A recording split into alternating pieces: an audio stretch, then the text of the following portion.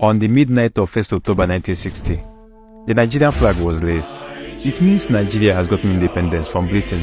Finally, Nigerians are free. The people danced, sang, and enjoyed the best they could. But unfortunately, it was not yet over. In handing over the documents to the Federal Prime Minister, Alhaji Sir Abubakar Tafawa Balewa, Her Royal Highness handed over sovereignty to a new nation. Although Nigeria got her independence in 1960, it was until 1963 that Nigerians took partial control of their country. Because between 1st October 1960 and 1st October 1963, the Queen of England, Queen Elizabeth II, was still the head of state in Nigeria. Despite that, Alhaji Tafawa Balewa was the Prime Minister, while Nnamdi Azikiwe was the Governor General. But they were still taking orders from the Queen. Then on 1st October 1963, Nigeria formally became a republic. It means they can now govern themselves. Nnamdi Azikiwe became the President of Nigeria, while Tafawa Balewa remained the Prime Minister. But suddenly, in January 1966, a military coup was conducted in Nigeria, organized by Chukwuma Kaduna Nzorugwu and the other young army officers.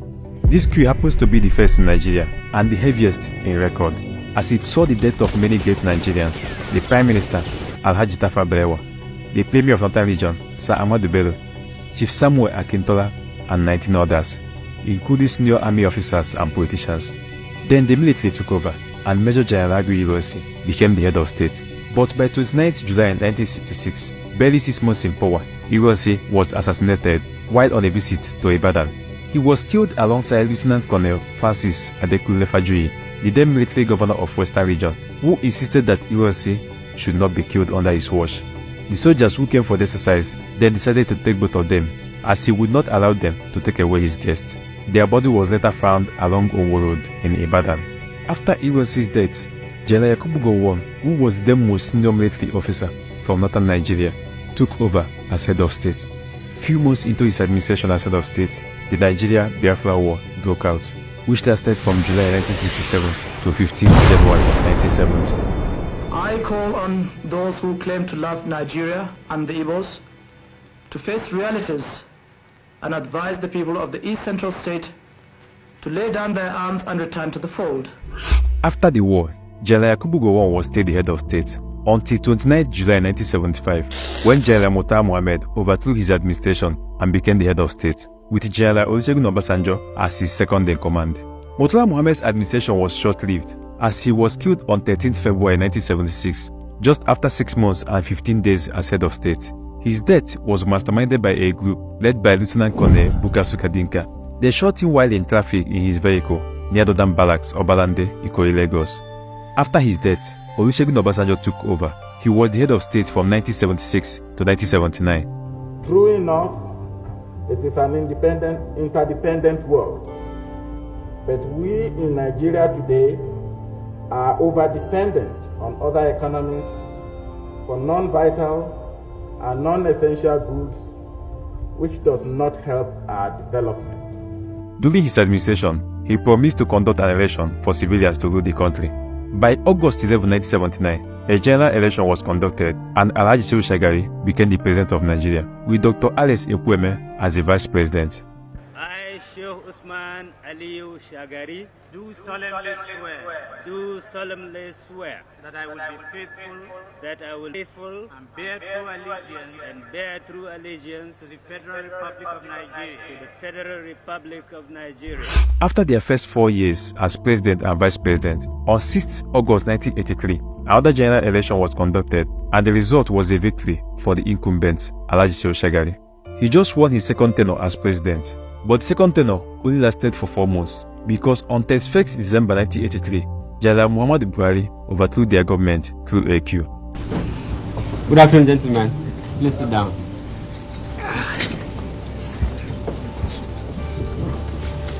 General Buhari became the head of state of Nigeria for only about 1 year and 8 months, when in August 1985, General Ibrahim Babangida, who was part of the team that helped Buhari become the head of state in 1983, conducted a military coup and overthrew the Buhari administration, thereby becoming the head of state.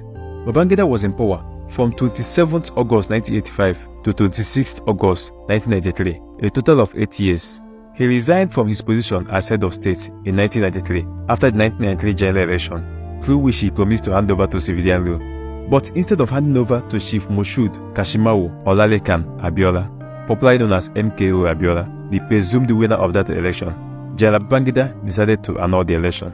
The people of this country went to polls on Saturday, June 12, 1993, and without let or hindrance chose me as their president.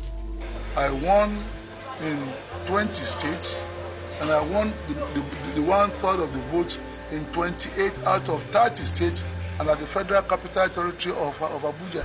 This annulled presidential election had two major candidates, Alhaji Bashir Tofa of the National Republican Convention (NPC) and Chief MKO Abiola of the Social Democratic Party (SDP).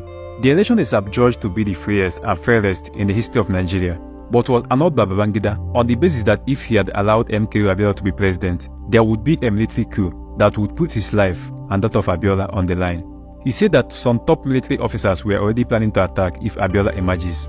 As a result of that announcement annulling the election, a public protest was sparked throughout the country, and it forced Babangida to step aside and handed power over to Chief Ernest Shonekan as the interim president of Nigeria on August 27, 1993.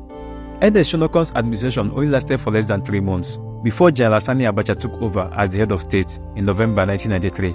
Abacha was the head of state from 1993 to 1998, where he lost his life. The Chief of Defense Staff, Major General Abu Sami Abubakar, took over as the head of state. General Abu Sami Abubakar promised to hand over power to a civilian government after a general election.